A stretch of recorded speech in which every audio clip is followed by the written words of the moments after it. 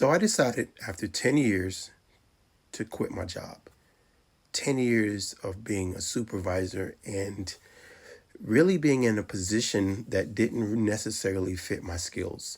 I really was only in the position because the position was the best paying position in the store for me. And trying to go up to a higher position, I kept bumping my head and not being able to go up. And in my job, it felt like in order to move up and go to a higher position, you really had to know somebody. And I know that's the case for a lot of companies, but in a position at my job where I'm consistently understaffed and the company consistently puts me in a position that I feel like just sets me up to fail. Like in order for me to get a job done, I need two people, right? Because in order for me to drive a forklift inside the building, you have to have a spotter. You can't drive a forklift in the building without having a spotter, or that can get you fired. Well, 3, 4 days out the week, I'm by myself. And if I'm not by myself, it's for a short period of time. So, and then to turn around, they'll come and the people above me will come and say things like, why doesn't this look good?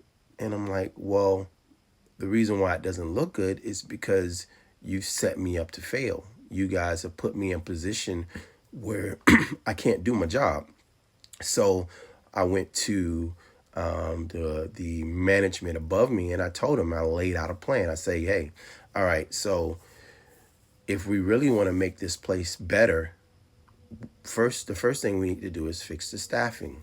We need to make sure that every shift is able to do the job properly. And we need to come up with a constructive plan, a plan to fix the problems that doesn't involve winging it. If we're going to wing it, we're always going to have problems. But if we come up with a constructive plan, if we come up with a plan where, okay, this is when we're going to stock the shelves, this is when this is going to happen, then we can go to the people who we put in place to do this stuff and hold them accountable when it doesn't happen.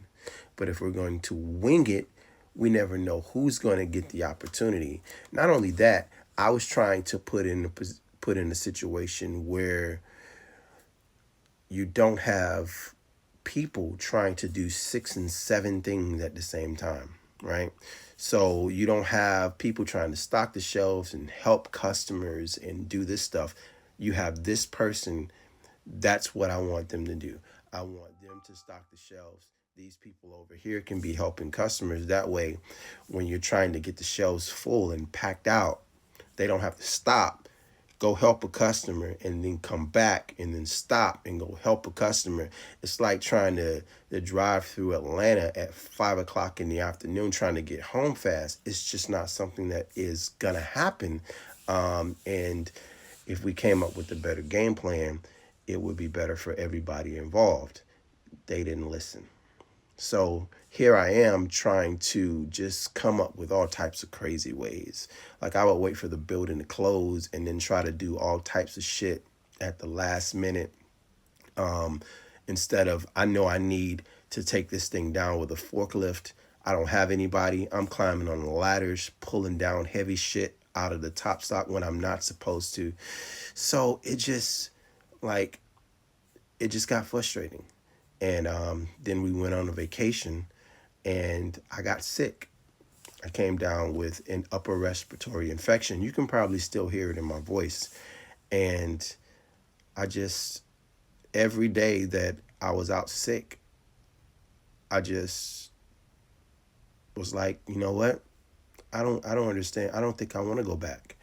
And then I'm out 3 and 4 days and the upper management don't even pick up the phone to call me.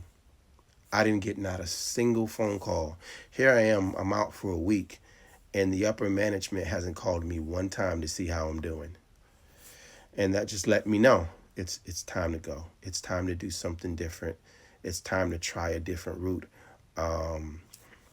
While I do have this time, and I'm going to be signing up and getting my CDL and seeing how that works. I'm a natural introvert. I don't really like being around a whole lot of people, and I think that would be fantastic for me. So I have reached out to a couple schools, so I'm going to get my CDL. I'm going to try that out, see how I like that. And I'm going to be trying some different stuff in the IT fields, things that I can do, either, remote.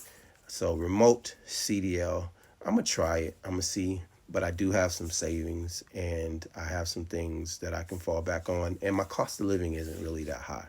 So I'm just ready for this new chapter, man. So we're going to be traveling and doing some different things, trying some different things, just to see how it works, man. But yeah, this is my story.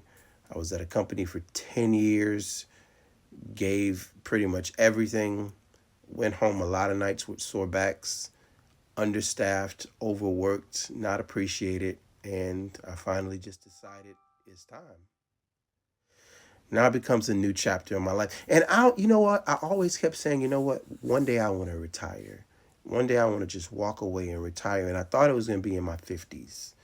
But at 44, I'm still healthy. I'm still able to walk around. Yeah, I got a little bit of a sore back, but I can go and do things that I want to do, and not be too old to actually enjoy those things. So if you feel how I feel, man, drop me a comment and let me know what you did in this chapter in your life. I'm out. From sandy shores to snowy doors.